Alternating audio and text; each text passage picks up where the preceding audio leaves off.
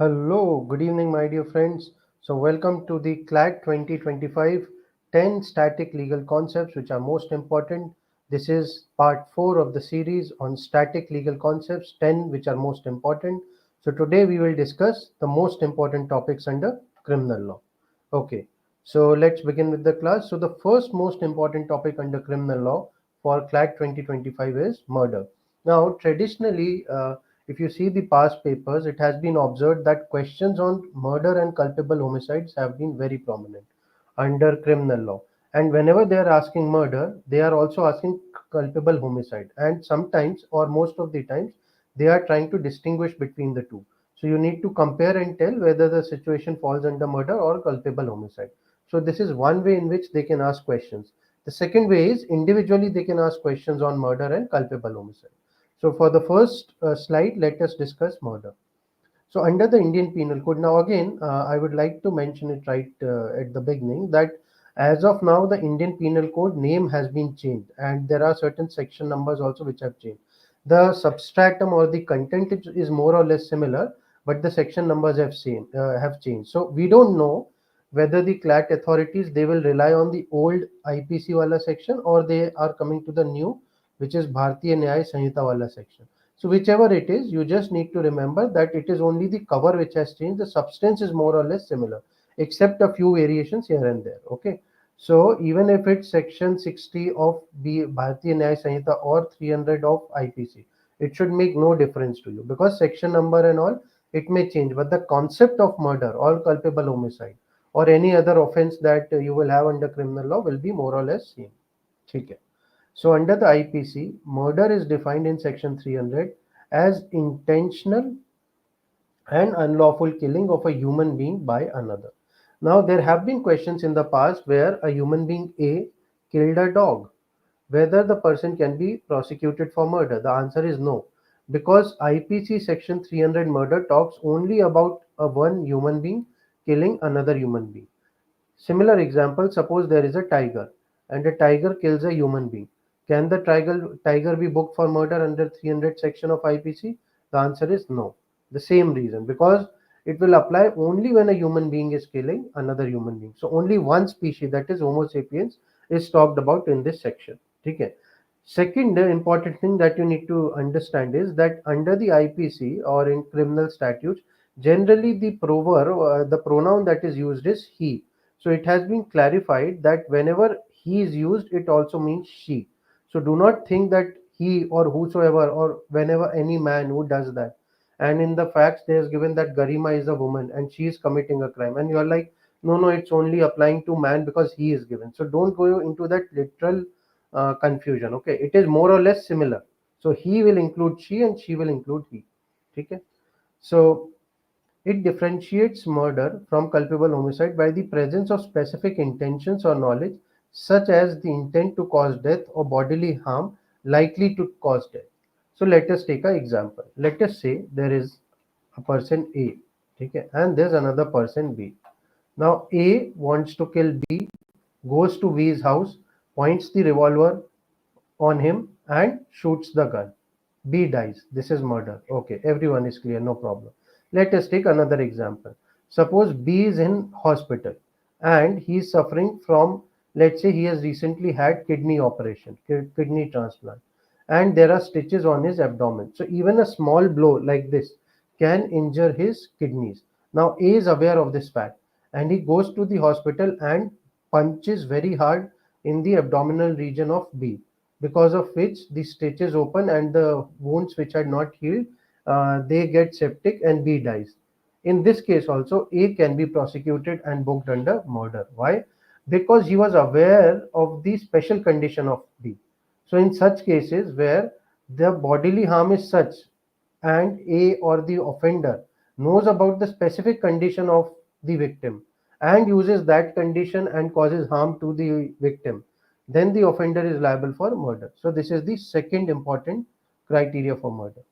So exceptions to murder include acts done in self-defense, under grave and sudden provocation, or without premeditated intent, reducing the crime to culpable homicide not amounting to murder under 304. Now, the difference between culpable homicide and murder is we'll discuss in the next slide when we will discuss culpable homicide. Punishment under murder is more, under culpable homicide is less. So, the victim, if he will always try that in case there is a killing of one human being, so he will always try that his case is falling under culpable homicide because then he will be punished for a lesser sentence. Whereas, if his case is falling under murder, he will be punished for a higher quantum of sentence. Okay.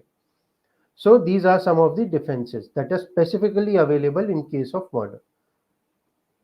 Punishment for murder includes death penalty or life imprisonment depending upon case severity. Okay. So in each and every offense, whether it is murder, theft, sedition, as we'll be discussing in the subsequent slides, uh, what is the quantum of punishment? So in the CRPC or now the newly changed Bharatiya Nyaya Sanhita, now it has been it's not specific, like there is a quantum. So for murder the punishment may be like life, 10 years to hanging to death. Okay, so in between this the judge can sentence. So what will be the criteria based on which the judge will sentence? The severity of the offense. So if a human being is atrociously killing five another human beings, then maybe hanged to death.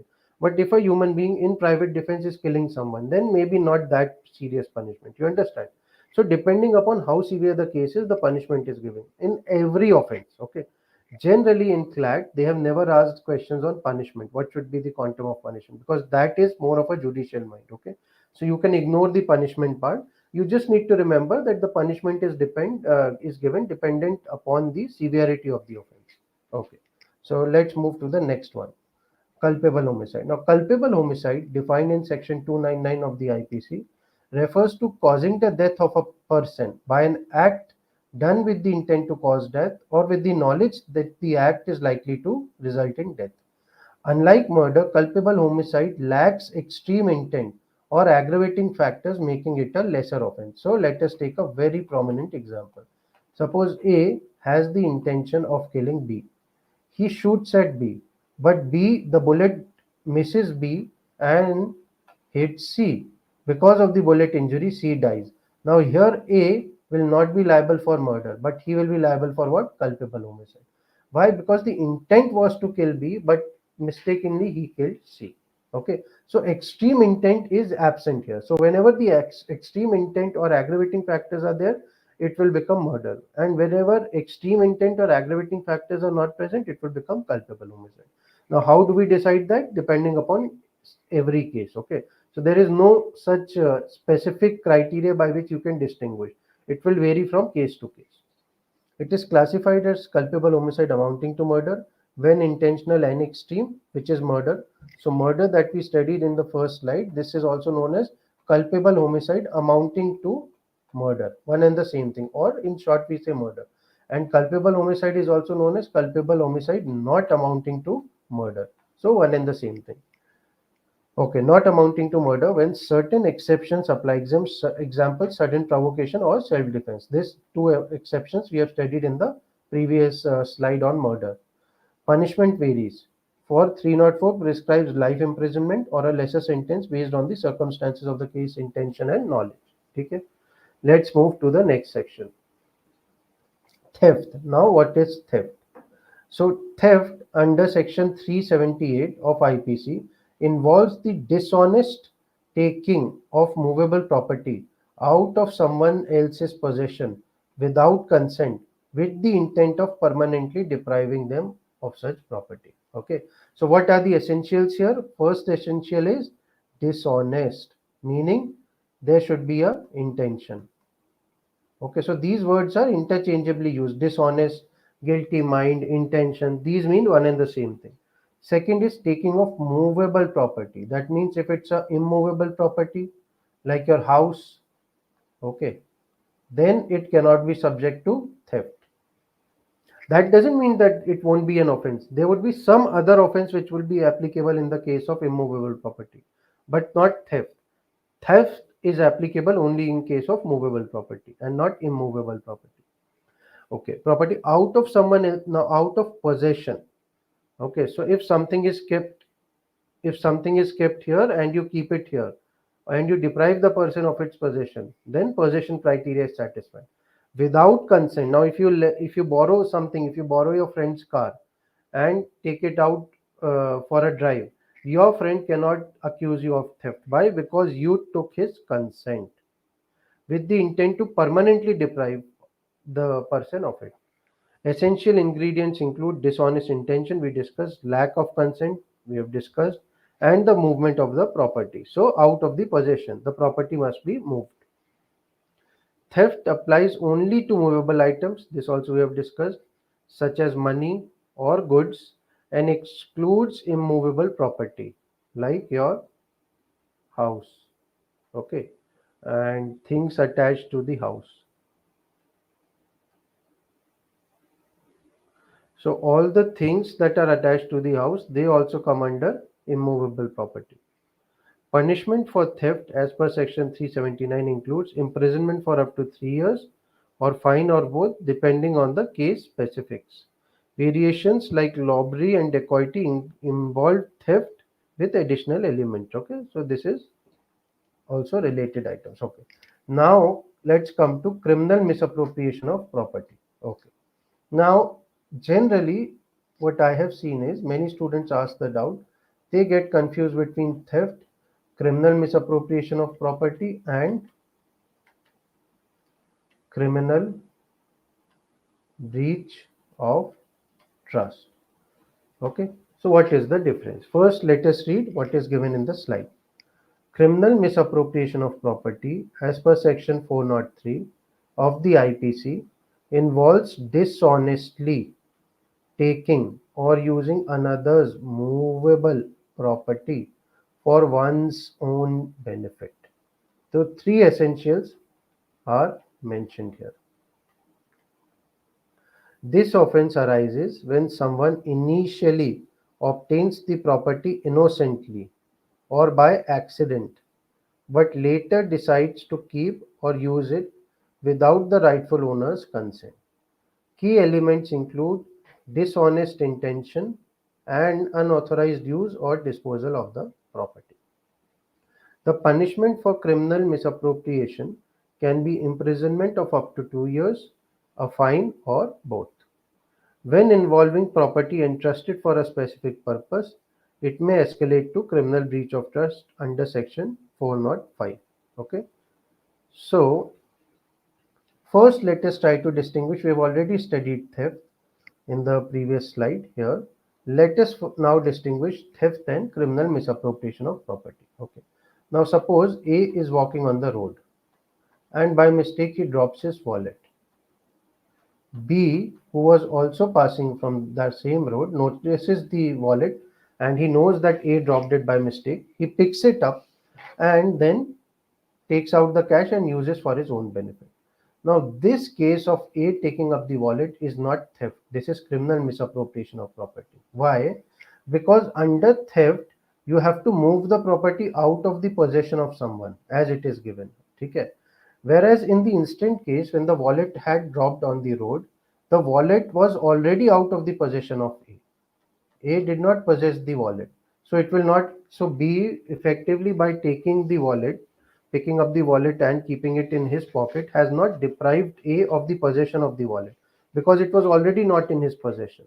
Suppose the wallet was in his pocket and then B goes and takes it, picks it out from his pocket, then it will become theft. But because here the possession was with A. However, when it is falling on the road and then B is picking it up and then using it, then it will become criminal misappropriation of property. So one of the major differences between theft and criminal misappropriation of property is the presence of or taking out from the possession. Okay. So when you are taking out the movable property from the possession of the victim, then it becomes theft. And when the property was not in the possession of the person and you use it for your own benefit, obviously dishonestly, then it becomes criminal misappropriation of property. So the wallet wala example, if it is falling on the road, then it will become criminal misappropriation of property. If the wallet is still in A's back pocket and B goes and takes it out or picks it, then it becomes theft. Okay? So I think now you must be very clear with the difference because many students get confused between theft and criminal misappropriation of property. So I think this example must have clarified it enough for you. Okay, so let's move to the next topic, which is criminal breach of trust. Okay, CBT, criminal breach of trust. First, let's read the slide. Criminal breach of trust under section 405 of the IPC occurs when a person entrusted with property or authority over it dishonestly misuses it or disposes of in violation of legal or contractual terms. Key elements include entrustment, dishonest misappropriation, or violation of trust, one and the same thing. This offense applies to situation where someone is entrusted with another's property, example an employee, an agent, or a trustee, and acts against the owner's interests. Section 406 prescribes punishment for criminal breach of trust, including imprisonment of up to 3 years or a fine or both. Enhanced punishments may apply to public servants or professionals handling entrusted assets. Okay? So this is a constant point in all offenses. Okay, so the severity of the punishment will depend upon the gravity of the offense. So now let us take an example. Now let us say that there's an elderly couple. Okay, and there is a bank. Now the bank has appointed an employee. Let us say the name of the employee is Rahul. And the job of Rahul is, because the couple is elderly and they have problem in coming to the bank. So Rahul goes to the elderly couple, takes the cash from them. So deposits and withdrawals are handled by Rahul.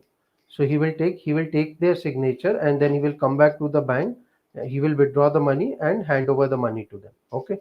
Now this has been going on for 1 year. Now one day what Rahul does, so the couple asks him to withdraw 10,000 rupees from the bank. Okay.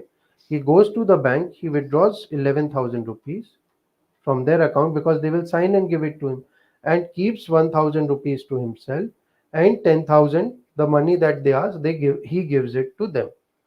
Now they did not know this. Now suppose they discover this. In this case, what Rahul has done, he has been entrusted with a responsibility. There is an element of trust between the elderly couple and Rahul, and he is violating by keeping 1,000 money to himself. So the money that was belonging to the elderly couple, he is misappropriating it to himself. Okay. So when a person entrusted with a property, was Rahul entrusted with a property? Yes. Property is not just physical mobile phones or laptops or other gift items. Property can also be money. Okay. So the 1,000 rupees or the 10,000 that he was depositing, he was entrusted with this property or authority, and he dishonestly uses that by getting secretly 1,000 rupees. So he has misused and disposes it in violation of legal or contractual terms. So the term of the contract was that he will withdraw the money and give it to the elderly couple, but he secretly makes 1,000 rupees out of it and withdraws 11,000 but gives only 10,000. So this is in violation of the contractual term. So this is a clear case that will fall under criminal breach of trust. So Rahul is guilty of criminal breach of trust. Okay. So this is the difference between criminal breach of trust, criminal misappropriation of property, and theft. So under criminal misappropriation of property, there is no amount of trust. Okay. There is no such trust. Whereas in criminal breach of trust, as the name only is suggesting trust, there is an element of trust which is broken. And after the trust is broken, then dishonest benefit is enjoyed out of the property. Okay, so trust, even see, otherwise also, if you see, if you break anyone's trust, whether in a relationship or otherwise, it is seen in very bad light. So similarly under criminal law, so you have broken someone's trust. In criminal misappropriation of property, there was no element of trust, so lesser punishment. Here trust is also getting broken, so that should not be done as per the IPC. And if you are doing that, then more penalty. So if it's trust plus misappropriation of property, you get more penalty. If it's only misappropriation of property without Breaking trust, then lesser punishment. Both are offenses, but the gravity, the quantum of punishment increases if it's a trust issue. Okay? Otherwise, criminal breach of trust and criminal misappropriation of property are more or less similar. In one, in both of them, there is misappropriation of property, but in criminal breach of trust, there is misappropriation plus there is a breaking of trust. Okay, so let's move to the next offense, which is sedition. Now, sedition, so many times in the past papers, if you see, they have asked questions around this. Okay, so again, section 124A, let us first read it. Sedition, defined under section 124A of the Indian Penal Code, criminalizes actions or words that incite hatred, contempt, or disaffection towards the government established by law in India. It applies to speech, writing, signs, or visible representation that seeks to disrupt public order or incite violence against the state. So this applies to both central government as well as your state government. Okay. Also municipal government, the third tier of government, which Panchayati Raj or municipal. Okay, so you can do it by speech, by writing, by signs. So you can make a placard and incite people for violence, even that is sedition. You can give a speech on YouTube, Facebook, Instagram, or any other place. You can call many people and give an insightful speech because of which there is violence and public order is disrupted. Then also it is sedition. So in whichever way, if you are doing an activity by which you are bringing disaffection or inciting violence in the public, which is causing either public order disruption or incitement to violence against the state, then you are liable for sedition. Sedition does not cover mere criticism of government policies unless it incites public disorder or violence. Now, this is a very important point. Now, suppose there is a question. Rekha writes an article in one of the national dailies whereby she criticizes the present BJP government led by Prime Minister Narendra Modi, saying that the government is spending a lot of money on advertisement of, let's say, uh, advertisement of public schemes, as in cashless, and this is what her argument is, that the government is spending a lot of money on popularizing UPI or cashless schemes of the cashless banking system and related matters. This money can be otherwise used on feeding the, let's say, the unfed population. So, a very critique of the government policies she is writing. Now, she cannot be arrested and booked under sedition. Why? Because it is a mere criticism of the government. Anyone who's reading this article will think, ah, yeah, this government is not doing this good. Maybe it can do this better, or maybe the bureaucrats, they are not taking certain facts into consideration, or people may reject it. No, maybe the article, it is not catering to all parts, or maybe there is a bigger picture which the author is unable to see. So like that, it is not inciting anyone to violence. Whereas if someone is making a speech, no, like the left wing extremism that is present in certain parts of the country, no, we must overthrow this government, let us take guns and ammunitions and arms in our hands, let us take swords and let us overthrow this government, we ourselves are the government. So speeches like this, which are trying to destabilize the government which is already present, such kind of activities, whether it is speech or writings or signs, they fall under sedition and not mere criticism. Punishment for sedition includes life imprisonment with or without a fine, or imprisonment of up to 3 years with a fine based on the severity. The law is subject to restrictions to protect freedom of expression. So there is always to be a reasonable balance between individual freedoms and whether you are inciting hatred and contempt against the government established by law. Okay, so let's move to the next offense, which is, now this is a defense under Indian Penal Code, intoxication. So under the Indian Penal Code, intoxication can serve as a defense under section 85 and 86 if it prevents the individual from understanding the nature or consequences of their action. So if you are intoxicated and then if you are doing a crime, you are not liable. But the point is, you must be involuntarily intoxicated. Voluntarily, if you are getting intoxicated, then you are doing a crime, you are liable. Okay.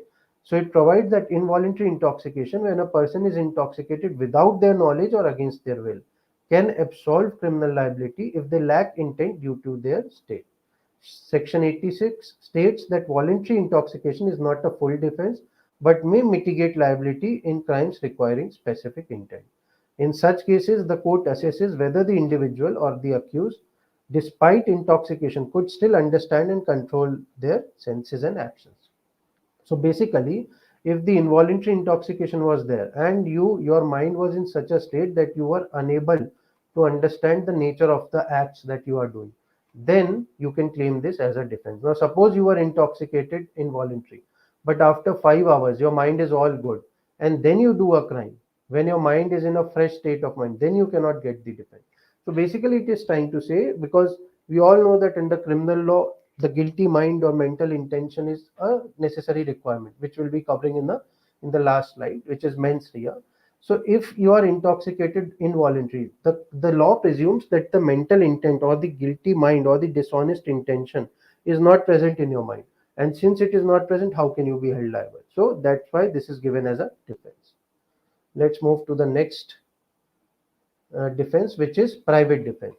So the right of private defense under IPC allows individuals to protect themselves or their property against unlawful aggression. So you can protect your own self as well as your property.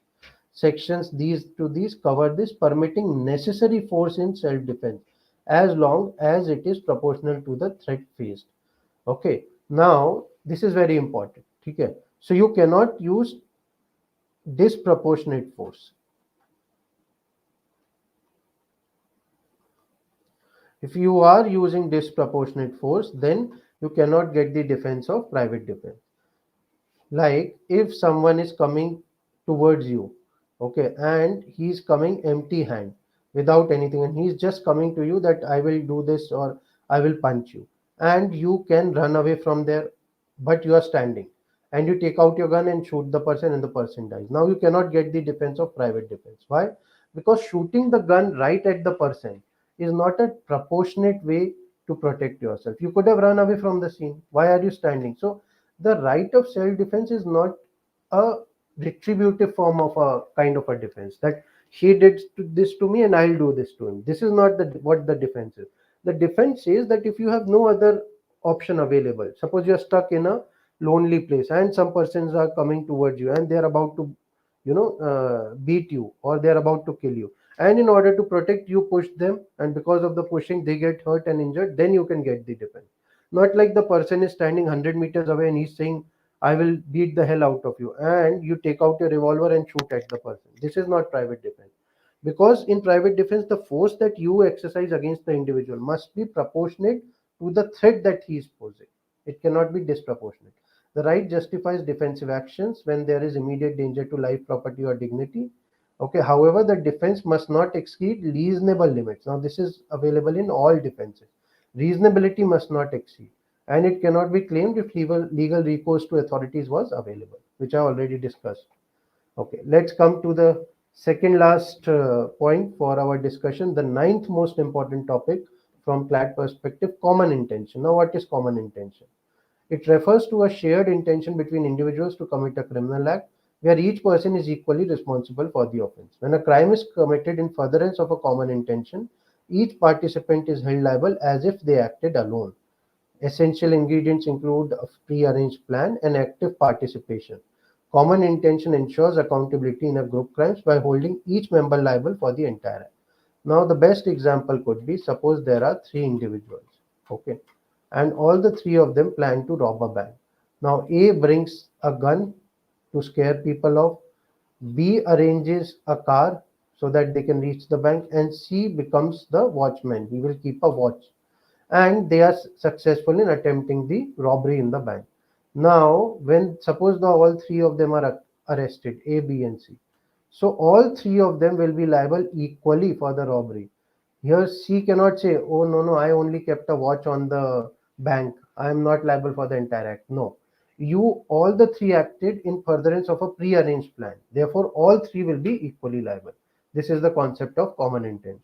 Let's come to the last and the most important topic, which is mens rea and actus rea. Many questions asked from these areas. So in the IPC, mens rea, guilty mind, and actus rea, guilty act, are the foundational principles for establishing criminal liability. Mens rea refers to the mental state or intent okay, or the knowledge or recklessness, this we already discussed, or dishonest intention. An actus reus is the actual act or omission. When a crime is to be complete, both have to coexist. Some crimes, particularly strict liability offenses, may not require mens rea. So this is an exception. Okay, not very important. In torts, we have discussed this. Okay. So guys, with this, we are done with the 10 most important topics which are relevant for CLAT 2025 under criminal law. I hope you guys enjoyed the class. If you have any questions, you can ask in the comment section. I'll be happy to answer. Okay, so thank you very much. If you want to share or see more such content, you can subscribe to the channel.